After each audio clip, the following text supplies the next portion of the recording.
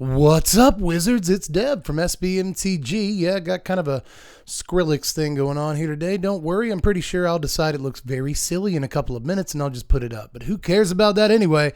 It's the big day, y'all. We're going to count down the top 25 mom cards. Of course, this is one of my lists, so that means we're actually going to talk about 200 cards today. We don't have a whole lot of time to waste. Don't want the video to be an hour. So here's a little bit of wrapping for you. I'll see you on the other side of that.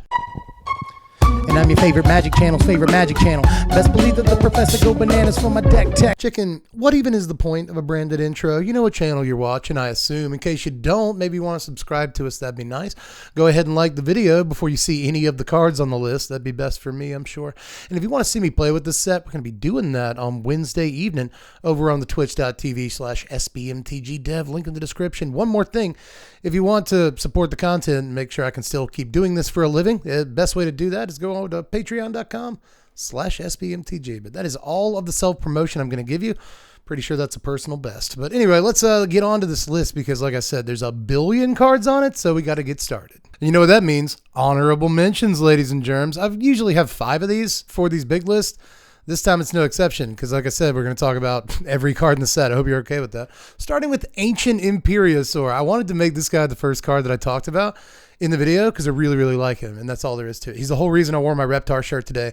I like a big old dinosaur, man, and I know he's like Timmy bait, but I'm a big Timmy, and I'm taking the bait. I like a big, fat, green creature, so he's probably not that great, but I like him. He's going to be in my video when I'm talking about my favorite stuff. But anyway, Kroxa and Kuneros is up next. This card looks really hard to beat once it's on the table. If you actually have the 5 cards to exile from your yard and bring a dude back, they can deal with that guy. But then they still got to deal with this like 6/6 lifelink dude, and it's tough. It's Vigilance and lifelink on a giant body. Like, this is a really good combination of abilities, so maybe. That's why it's honorable mention. But anyway, C Double is next. For the longest time, this was number 10 on the list because I wanted to make a bold statement. And then I realized there's probably better cards that could be on the list instead of this. But I still really, really like this card. And I got some good feelings about it. You just copy any spell. You can copy your opponent's spells. It's pretty good. You can like, it's basically an instant speed clone for like the correct rate. You know, like 4 mana for a clone. Yes. Flash. Awesome. So like, there's just a lot of stuff I really like about this card. I think it might be one of the best cards in the set, but it's probably more honorable mention. But anyway, Chandra also, yeah, Planeswalker. This is another one. Like, this thing is 6 mana, but once it's on the table, I'm pretty sure it just wins the game. I don't know how you actually beat this card once it's out, but again, it's a lot of mana. But of course, there's going to be cards on the list that are a lot of mana too. I just think they're marginally better than Chandra, but Chandra's a good card. And then finally, for the honorable mentions, City on Fire. It's a Sweeney Todd reference, which I get into, but it's also just maybe one of the best commander cards in the set, if not like the best commander card in the set. And in standard, you can like invoke Justice this back into play, and then the +1/+1 counters effectively end up being like, what, 12 extra damage, that combat steps, you just win the game. It seems good. So there's some stuff I want to do with this, but mostly just like another Furnace of Wrath, Fiery Emancipation like thing for Commander. And there's kind of a lot of those now, so watch out for this is all I'm saying. It looks like a good card. Now, quick word before we get to the actual list. I'm just letting you know ahead of time there's going to be 2 lists within this list coming up at some point in the video, and I can spring them on you whenever I want. By the way, I told you my hair would be normal at some point soon in this video. I guess for it to be normal, I have to cut this part of it off, and then I'd be bald. I don't know how I feel about that. So let's talk about number 25, anything but my hairline. Number 25 is Kogla and Yadaro, ladies and gentlemen. Now, number 25 on these tends to be a kind of honorable mention that I like more than the honorable mention. Like, how do we kick the list off? And this, I think, is a perfect example of a card I like just enough to make the main list. I know that in the honorable mentions back there, I was like, well, this card costs 6 mana. That's a lot. And this costs 7. But I think you're getting an awful lot from this card. Like, it can either come down and fight something and, like, you will kill a thing. It's basically guaranteed. And you get to have a 7/7. You kill their guy, you get 7 sets. Pretty good. And, or, here's the other thing, you can just smash their face in with it if that's what you'd rather do, which I think you will a lot of the time. This can just be ramped into pretty easily. It's in the right colors for that. And, of course, it can be reanimated. I talk about reanimation a lot. But it can be. It's not a half bad reanimation target at all. So I really like this. And if that's not enough for you, it's a giant gorilla man and a freaking huge turtle. And that's just, come on, man. It's too cool to not like, right? But again, number 25, but like just barely. And I say just barely, but I honestly just couldn't help myself. I love these guys. But number 24 is Palukranos. See, the thing with this guy is that he's 4/5 for 3 mana. He has reach too. Keyword ability is nice. He can turn into like a huge boy if you want him to. Cool. But mostly I just really like that he's a 3 mana 4/5. That's kind of boring. He doesn't do all the cool stuff that Kogla and Yadaro do, but at the same time, I think you're just way more likely to actually play this guy. So good stuff. I mean, on stats alone, he's going to be on the list. And I guess he does more stuff, but mostly 3 mana 4/5, probably going to, I don't know if it's worth playing green in standard to play this guy, but he's probably one of the best reasons to try. Also, just like final note on Palukranos, this dude's been eating like literally the entire world for 15 years now. And what has it gotten him? Extra point of toughness. That's about it. But anyway, let's move on to number 23. It's Heliad, everybody. I don't know if you expected this or not. I kind of gave him some crap during previous season, but I've really come around on Heliad, right? I mean, a 4 mana 4/4 is not all it's cracked up to be, but it effectively draws you a card. And if you ever flip it over, it's got like bonkers text on the back. The back half is ridiculous. It's just like your grandmother. It's a good looking card is all I'm saying. I mean, casting anything with flash and for cheaper, yeah, totally do that. So I think this is awesome in like a Hallowed Haunting deck where you theoretically at least can cast your Hallowed Haunting on your opponent's turn and then like get spirits during their combat step. That's just gross, you know. Or you can cast your like Catilda with flash. Are you attacking me? Well, I'm gonna just play an 8/8 lifelink flyer. What are you gonna do about that? So like, I think this is actually pretty good in like an existing kind of standard deck. So I like it for that, but I also think it's a sweet little commander and stuff. So I have officially begun to like Heliad. I didn't know that was going to happen, but here we are. Number 22 was originally my number 25, but he moved up a few slots because I realized how good Grafted Butcher like actually is. I mean, there's a lot of Phyrexians in standard, not just in this set, but they've been seeding standard with Phyrexians for like set after set now. So you've got a lot of great options for this to buff. And it's not just a 2 mana lord either. It's 2 mana lord that gives menace and evasive ability. That's awesome. It also like comes back. Like it's everything that you want a 2 mana guy to be, but it's also a lord. Hold on. I'm going to let you out in a second, chicken. I don't know if you're like, if you don't like Grafted Butcher, it's really good. That's all I'm saying. It's a good card. I'll let the chicken out, but don't worry, she'll be back. She just doesn't recognize a fresh cut of meat when she sees one, just like your sister. But anyway, whatever. Let's move on to number 21, which is Guardian of Girapur. Now, I guess you get this out of the way. It's an angel. And right now, Standard and Historic and Explorer and Pioneer like all have like serviceable angels decks. They printed a bunch of really good angels lately, and this is like yet another in a long line. You know, it works pretty well with some angels that have ETB triggers, but just what this really is it's like a fixed restoration angel, which is still enough to give me nightmares. I'm going to go blind thinking about how just awful this card is some of the time. I mean, it's backbreaking on occasion. Even if they deal with the silly thing you're doing with it, you still have a 3 mana 3/3 flyer, which is a fairly stout body, right? But there's cool stuff. Not only are there plenty of repeatable ETB triggers in standard right now, but you've also got the prototype guys. If this Blink's prototype guy, it comes back with the big stats, which is a pretty sweet way to use the card. There's so many cool things that you can do with this, and it's got pretty good stats with the rate too, so I assume it's going to see some play. I mean, they literally named the card GG. I think it's halfway decent, but let's move on to number 20, which is the Black Widow. It's Ayara, everybody. I cannot wait to play with this card a little bit more. It's so cool, man. Like, the more I think about it, here's the thing. It wasn't actually on the list to begin with, but then again, I got to thinking about it. I just really, really like it. I mean, I know it has to be in play for a turn to do much of anything, and I know that there's a ton of like really playable Black 3 drops right now, so many that I don't want to give myself the editing work of listing them all out, but you know what they are. It's just a ton of very good ones, but I still think this is worth a 1 or 2 of in mono black, Rakdos, Grixis, whatever. Anything that's trying to play like Shieldred on the next turn, because even though this isn't protection, it's kind of anti-protection. A lot of people are packing instant speed removal spells right now, and a big part of that is Shieldred herself. So being able to go this on 3, and if they remove it, that's when they don't have a spell they don't have to remove Shelly with. But if they don't remove it, you play your Shelly, and if they try to remove that, you can just dome them for 4 right then. And if you ever get Ayara flipped over, you can bring Shelly back for a combat step. So there's just some really cool stuff about this, and it doesn't stop with Shieldred, right? I just love that this effectively turns basically any creature that you play into drains, right? I mean, this can like deal a lot of damage without ever having to actually swing for combat damage. So I just really like that about the card. It's a form of late game reach, helping you get those last few points of damage, and combined with damage from cards like Shieldred can add up really quick. So I just really like this card. Usually I don't like stuff that you have to wait a turn or two before it has any real significance, but this is one of those rare exceptions where I think it might be ridiculous. Hey, I put my glasses on. That means that I am fully dev at this point. Nice to see you again. But for number 19, I'd really like to talk about Rampaging Raptor, or Side Questing Beast, my favorite name I've heard for this. But actually, I think the better red 4-drop from the set is Stoke the Flames, because here's the secret. Not actually a 4-drop. In my experience, it's mostly free when I played this card in the past, but a lot of times it's going to be a 1 or 2 mana. You win the game on like turn 5 or 6 if it goes that far. So I think this card almost obsoletes like mechanized warfare. I think it's possible you don't have to play that card anymore. You just play this and it wins the game instead. It's just a really, really good card, and I think it's actually the best reprint in the set. And that's in a set with another pretty high profile reprint that actually, spoiler alert, isn't on the list, but we will talk about later.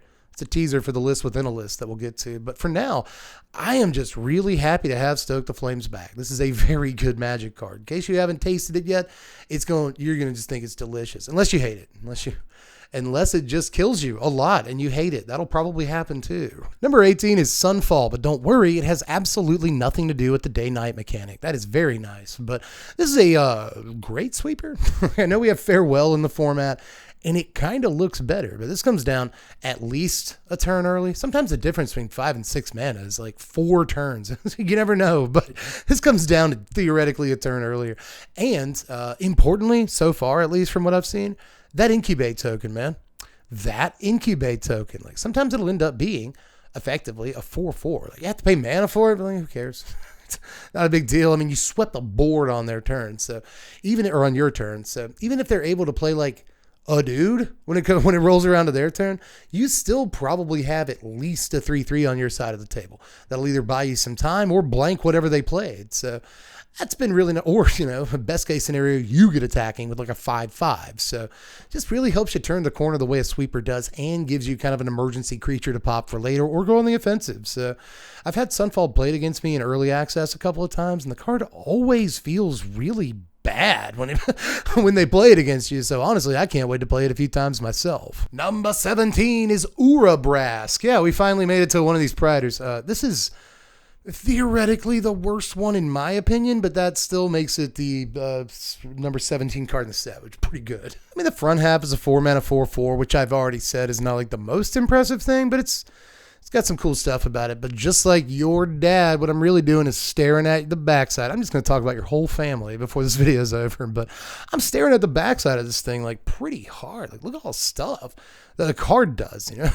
It ramps and effectively draws you a bunch of cards on the last chapter, and then it becomes Ura Brask again, and it kind of like lets you, it like gives you mana for playing those cards. It seems very, very good to me. And even though I think, again, there are better Praetors, something in this set, I still think this is a ridiculously good card that may make mono red like actually worth playing. I say that every single set, but that just means we're getting more and more pieces for it. So we keep getting 4-drops like this, it's going to be a real deck in no time. I'm going to be playing him, that's all I'm saying. I'll Brask in his glory. But let's move on to number 16, which is Detaxias. See, they're right here next to each other. I like them both, but Detaxias I think is probably the better card. I don't know if I'd go so far as to say the back half is better, but Seagate Restoration, as soon as it flips over, draw the cards in your hand. That seems crazy. So it seems all right to me. I will say that just like Ura Brask, I'm not sure this is super easy to flip over. With Ura Brask, you got to cast like 3 spells in the same turn, which is a lot easier said than done. You can do it, but it's easier said than done. With this, having 7 whole cards in your hand is, again, not as easy as one might think, but I guess that does mean that when you flip it over, you'll have 14 stinking cards. So flipping this over just seems good enough on its own, right? But I like this card, and even though I'm not like super hype about it, like I'm going to play it in a deck or two because I'm pretty sure it's a lot better than it's giving any credit for right now. I mean, it was one of the earlier cards spoiled in the set. I think people have kind of like forgotten about it, lost in the shuffle of spoiler season, but we'll see soon enough how good this card is. Number 15 is another Planeswalker. We finally made it to one. It's Rin and Realmbreaker, which wasn't on the list, mostly because of user error at first. I'd written like 4 versions of this list, and I looked it over one day, and I was like, oh, Rin and Realmbreaker is not anywhere on this piece of paper, so I should probably rectify that. It's a good Planeswalker. It really is.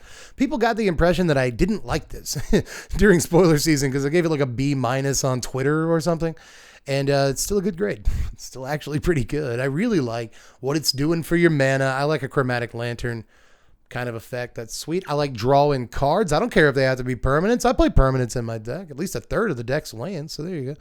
And then like making creatures, I guess sort of, it's what, at least they have hexproof. That's pretty sweet. But the emblem is just like nuts to butts on this guy. So I really like the emblem on this Walker, but for the most part, I really like that it comes down on 3 and can become like a 5 loyalty Walker. And if you can untap with it at that point, it can do some really stuff, like strong stuff for you. So it's cool. It's a tree. But number 14 is a lowly uncommon that beats out a Planeswalker and a couple of Praetors, and it's Surge of Salvation. Just, God, what a card, man. Like, what a card. It's supposed to be like a color hosing sideboard thing, I think, but I say supposed to be. I'm pretty sure they consciously made this like main deckable. You know, even in best of 1 where you just don't have access to a sideboard, I think it's probably worth playing a few copies of one of the single best protection spells they printed in the last few years. And that's a time period where they printed some pretty freaking good protection spells. So I'm not sure if it's as good as like Brave the Elements and Modern and lower, but I'm still pretty sure this is a heck of a Magic card. And if you do bring it in against a red or black opponent, you're just going to completely blow them out. I don't see them winning the game if you can cast this spell.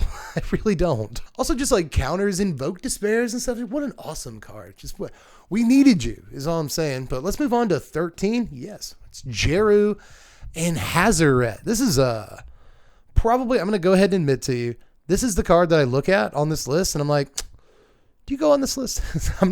I'm not sure, but I'm also, the other half of me, maybe the devil on my shoulder in this case, it could be the angel. Really depends on your perspective, is saying, you know, this card is busted. This card, if you don't put it on your list, you're going to regret it. The card looks silly. So it's like literally the halfway point of my list, because that's kind of how I feel about it. I am torn between the two extremes. I'm pretty sure that this isn't quite like Winota, but if you're even sort of making me think of Winota, you might be a decent Magic card. So I know it has to hit Legends, but there are plenty of gross Legends that this can hit. It hits a tally off the top and then you win the game, probably. So good card. We've proven through history so far that Heckbent, we call this Heckbent because it's funny, I guess. Heckbent is not very difficult to achieve whatsoever. So I can imagine this popping off with haste, like super easy. But even if it doesn't, it demands a removal spell right now. If your opponent doesn't have it, you get a free thing off of it, almost guaranteed. So I think it's worth all the mana. And also one of them is a dog. I know it says God, and it's probably actually like a jackal because it's Amonkhet. I don't care. It's a dog. That strengthens my position in my mind. Number 12 is the Ozolith because it looks oh so good. Just I know it's Ozolith, but I had to make it wasn't even a good joke. But anyway, it's a good card, man. It looks like a Winding Constrictor that's kind of difficult to kill and much easier to cast because it's just like the one color of mana. I am pretty sure that this and the next card are mostly commandery cards, but we've seen countless times at this point in Magic history that you really can't discount a card like this. You know, you can't count it out. You know, Hardened Scales, sort of, again, Winding Constrictor. These have all been pretty important cards in like multiple formats over the years, especially Hardened Scales. And this is no Hardened Scales. I want to be like super clear. But like at this point in my life, like anything that again even sort of reminds me of that card, I'm like, so it's got more abilities too, by the way. It just throws counters on stuff when you got extra mana. That seems like a good thing to be able to do in like the mid and late game if you draw dead, or you know, you got 5 mana, you drew a 2 or 3 drop, you know, just Ozolith something. So it seems okay to me, man. It seems like it'll break parity, break stalemates, and game the wars of attrition. All phrases which effectively mean the same thing in context, but still, I think this is just nice to have on the table, even if you do have to spend a couple of mana to get it going. And again, in a format like Commander, I think the card is just like bananas. But speaking of ADH there, I figured for number 11, this is usually kind of the honorable mention of the top 10. And for this video, I wanted to make that what I consider to be the best commander card in the entire set, and it's Tribute to the World Tree. Hey, you playing elves? What if they're all 3/3s? Hey, you playing 3/3s? What if they all drew you a card? Just like come on, man. I don't think this sees a whole lot of play in most competitive formats. You know, it doesn't do much the turn it comes out. 3 mana is a lot. Super heavy commitment to green, but there are like 17. That's probably a really conservative estimate. Commander decks that are really interested in this card, and not all of them are mono green for that matter. This card just does everything that green wants on like a couple of different axes, and I really support it. Again, not sure it's like super standard playable, but if you can sneak this out, you know, it's a waste of turn and commander to throw this down. I'm pretty sure you're going to be paid pretty handsomely for doing so. Sit back, relax, and put your feet up, weary traveler, because you've worked hard and you've earned yourself a coffee break. This week on the Coffee Break, we'll be discussing the top 10 battles in March of the Machine, because as usual, Deb wanted to jam more cards into this video, and he couldn't be bothered putting them on the main list. To begin, sadly, there is no honorable mention on the Coffee Break this week, but if there were, it would be Invasion of Segovia, because just like your grandmother, I believe the back half is entirely broken. Number 10 is Invasion of Ixalan. Not only because of the incredible selection the card affords, but also because I love Ixalan, and that should count for something. Number 9 is Invasion of Zendikar, because it is perhaps the best variant on explosive vegetation to ever be printed. Number 8 is Invasion of Ravnica, because I like removal stapled to card draw, and the cards that enable this are some of the best cards in Standard, like Bloodtithe Harvester and Kaito Shizuki. This does look like a solid battle to me. Number 7 is Invasion of Alara. Although it may seem difficult to cast, this is very easy to cheat into play with a Storm the Festival. And along with the other permanent you get from Storm the Festival, and the permanent you get from Alara, you can quickly establish board presence with this combo. Number 6 is Invasion of Tolvada, because on the front half, I like reanimating things. I've made no secret about that. But on the back half, I also have fond memories of playing with Lingering Souls. Number 5 is Invasion of Urgamon, a solid role player that may see more play than most of the other battles on this list combined before the end of the day. Not a bad card. Number 4 is Invasion of Innistrad. This has the distinction of being the only flash battle, which I think will make a huge difference, and it's effectively a 3-for-1. Number 3 is Invasion of New Capenna. Another thing I have made no secret about is my love of sacrificing things. This card allows me to do that, while on the back half, I really enjoy the novelty of being a tribal equipment that'll benefit both clerics and Phyrexians, along with other creature types. Number 2 is Invasion of Gobakon. I like the anointed peacekeeper on the front half, but even more than that, the back half seems like it is an inevitability engine that is hard to compete with in Standard once it gets going. And finally, number 1 is Invasion of Fiora. Black needed a sweeper like this, and in many cases, it can be a one-sided sweeper. And on the other side, you get a 3/6 that draws you extra cards every turn. Very strong battle indeed. Thank you for joining us on the Coffee Break this week. We hope you enjoyed your time here. I'll send you back to Dev now with his almost certainly silly and incorrect top 10. As usual, Coffee Break Dev is right. My number 10 is a silly card. It's Zirgo and Ojutai, but I just can't help myself. This is my list. I can do what I want, and I do think this is one of the stronger cards in the set, at least potentially, for Standard. And for what it's worth, it would be a cool commander, and I'm pretty sure it goes in the 99 of Dragon and Tiamat and Niv-Mizzet Reborn, and just like all of the 5-color dragon commanders, this is definitely in the deck, so you got that going for you too. But in Standard, the ability to bring this down with hexproof, effectively dash it into play every single turn and draw extra cards. If you happen to have other dragons laying around, you can do that with them too. It's just like, what an awesome card. You don't even have to have other dragons though. If this is effectively your finisher in like a Jeskai mid-range or control deck, I think you're going to go a long way with it. Number 9 is, by my estimation at least, the best Planeswalker in the set. And that's because it's the most normal looking Planeswalker in the set. It's just the way it is sometimes. I like Vanilla Ice Cream, and I like Archangel L Smith. Sorry, it's a good looking card. Just the +1 making like 1/1 lifelinks is kind of pretty good. But aside from that, the -2 looks great. This can come off the top of your library and just end the game sometimes, give a 3/3. This -2, win. I think that's going to happen like a good amount of the time. And if it doesn't, it can happen on the next turn when you -2 it again. Aside from that, the ultimate isn't actually that hard to get to. And it also just wins the game in a lot of situations, depending on how you built your deck and stuff. But I usually don't talk too much about the ultimate when I'm evaluating Planeswalkers, and you don't have to do that with this one. The first two abilities are just that good. Even if they don't look like much, just trust me, that -2 is going to bite your head off multiple times in the arena. I guarantee you. But let's move on to number 8, which is Bloodfeather Phoenix. This is standard playable, I think. Historic playable, most certainly. Explorer, Pioneer, whatever. And possibly modern. I've seen people make the take. This could be modern playable, myself included. And they're always met with people like, you sure this is playable in modern burn? And like, yeah, I'm pretty sure it is. Yeah. What's wrong with that statement?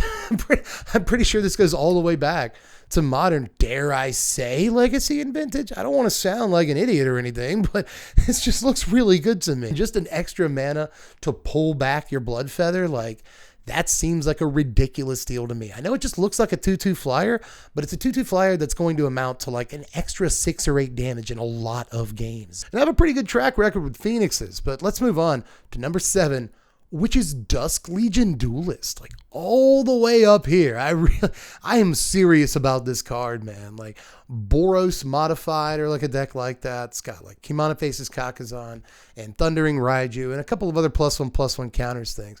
That deck looks stock, like really good. The +1/+1 counters deck in Selesnya, like Botanical Brawler and stuff like that.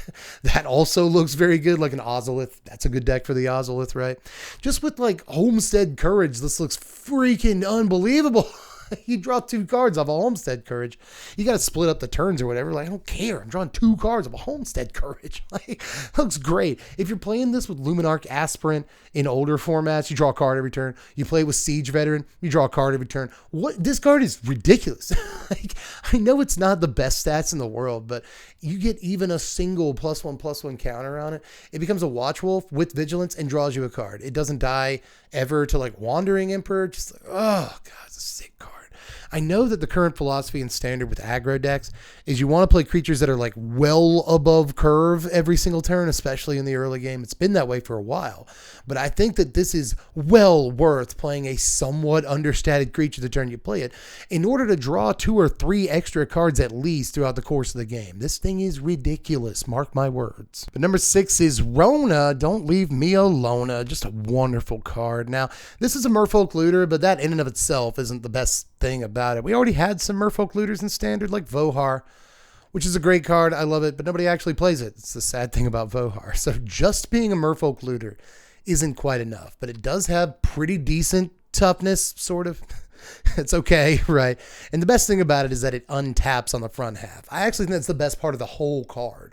Right now we have multiple like blue inclusive Legends decks that are possible in standard, but obviously the best is Esper Legends. So if you follow this up on turn 3 with Rafine or Adeline or something, right, Gix, I don't know what you're playing in that deck. And of course, you can transform it. You can do that, and it's actually a ridiculous thing. I love 2-drops that become 5/5s late in the game. That's right up my alley. So I like that about it, but you might get blown out when you try to transform it. That's true of all the transforming things, but even just on the front half, the card is more than playable on its own because it's going to end up drawing you a ton of cards over the course of most games. So for 2 mana, I think this is an absolute steal. It's way better than most Merfolk Looters we've ever seen throughout the history of Magic. So I'm going to like the card. I just think it's going to be an important role player in a lot of decks, and it can even end the game, which a lot of 2-drops can't do.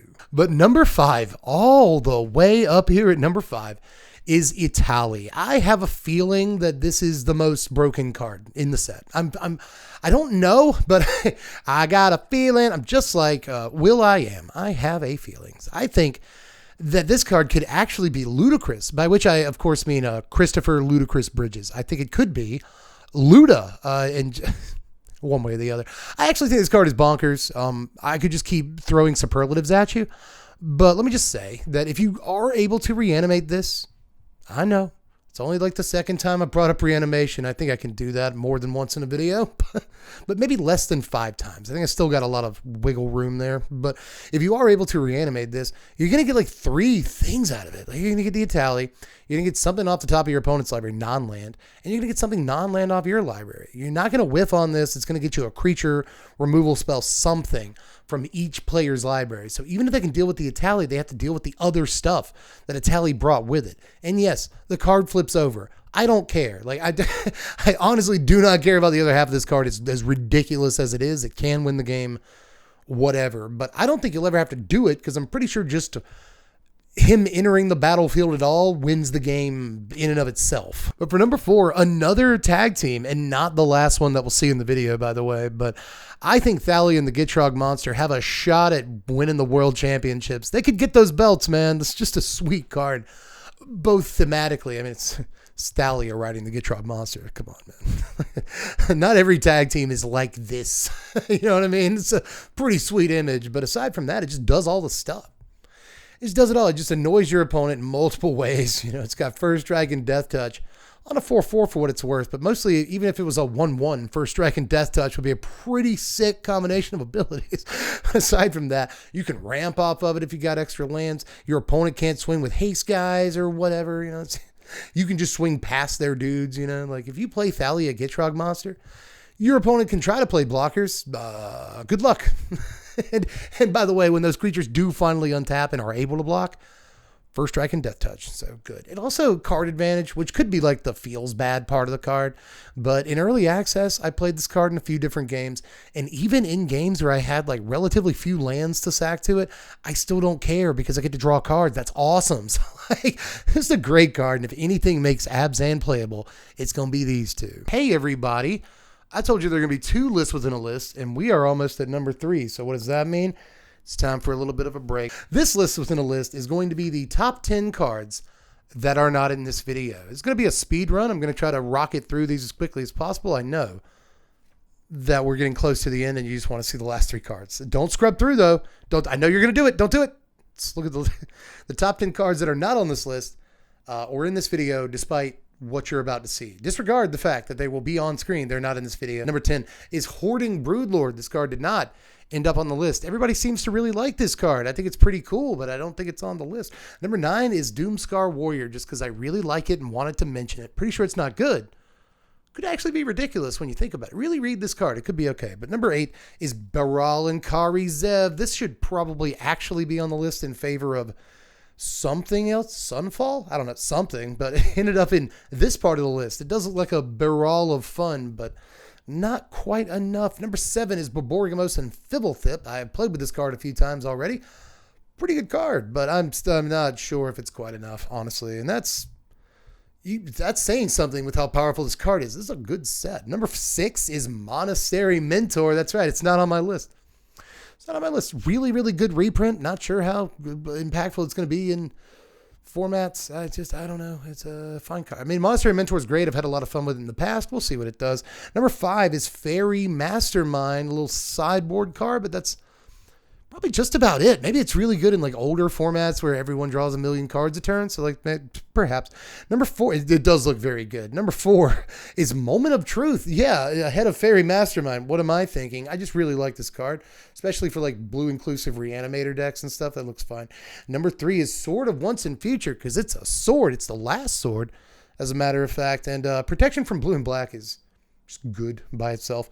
Number 2 is Pile On. This is a really good removal spell, but I just don't want to put a bunch of removal spells on the list.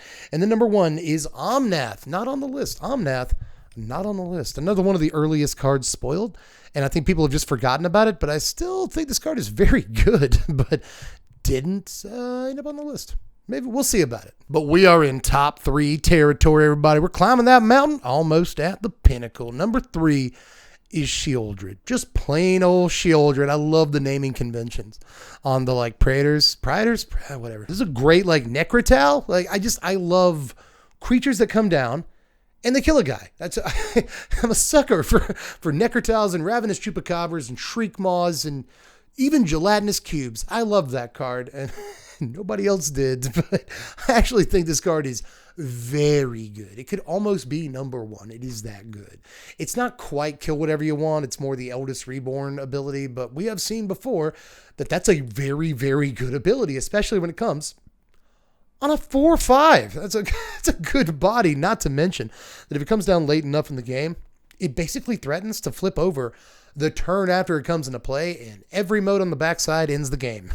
If that first mode doesn't end the game, the second mode will. Second mode doesn't end the game, the third mode will. So not every Praetor reads like that to me, but this one does. It comes down, immediately kills one of your guys, threatens to deal a big chunk of combat damage every turn, and if it's not doing that, it threatens to just do ridiculous garbage. But number two, I got one more tag team for you guys. I don't know if you expected to see one all the way up a list like this, but I honestly think Hidetsugu and Kairi is the very, very real deal. 5 mana is a lot, but it ain't too much. For this, it ain't that much, right? A 5 power thing that effectively brainstorms when it comes to, like, good God. Like, it's almost like, what were they thinking a little bit on? I know that, again, 5 mana is Shieldred. You could play that instead. You could play Invoke Despair instead of this card if you wanted to. But I still think it's very much worth considering playing this, despite whether or not you're trying to combo off. I've already been hit in early access. Day 9 has been hit by Eldrazi. I saw that clip going around on Twitter. So, like, the deck is known that you can, like, sacrifice the Hidetsugu and Kairi to something with an explosive singularity on top of your library, and then you just win the game. Just immediately win the game, right? A lot of times in, like, preview season, we were talking about casting an Invoke Despair off the top of your library, but it turns out you can just play bad cards and instantly win the game. But I'm pretty sure if you do get, like, an Invoke Despair instead, you still effectively win the game just through demoralization at that point. I just love pretty much everything about this, and I think that it's worth every bit of that 5 mana price tag. Casting Brainstorm when you come into play is basically good enough without any other extra sauce. But number one, I'm pretty sure it's easy to guess at this point because I haven't said her name yet. It's Elesh Norn. It's Mommy, because, like, come on. Like, on Shieldred a second ago, I was talking about how the back half, if the first mode doesn't win the game, the second one does, the third one does, if that one doesn't. This is, like, somehow even more true on this card. It's like, it gives you 5 guys, like it's making burgers when it first flips over. And then it gives all those guys bigger. It just makes those dudes bigger and gives them double strike. Hey, that didn't end the game? Well, just blow everything up then. Hey, so you're not dead yet? Well, just blow everything up. And then you get your Elesh back. But that's not even the part of this card I love the most, even though I do want to point out, this looks the easiest to flip over to me. But again, not that concerned about the back half of the card or how easy it is to flip over, despite the fact that, again, very easy to flip over in my estimation. But to me, the best thing about this is the tax. I really think I keep seeing people look at this card and they're like, it's not that much of a thing. Like they've never played against Rhystic Study.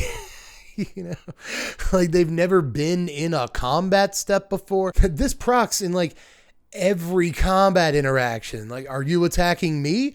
Pay 1 for them dudes if I block or if they hit me or whatever. Am I attacking you? Hey, if you block, pay 1 for them dudes.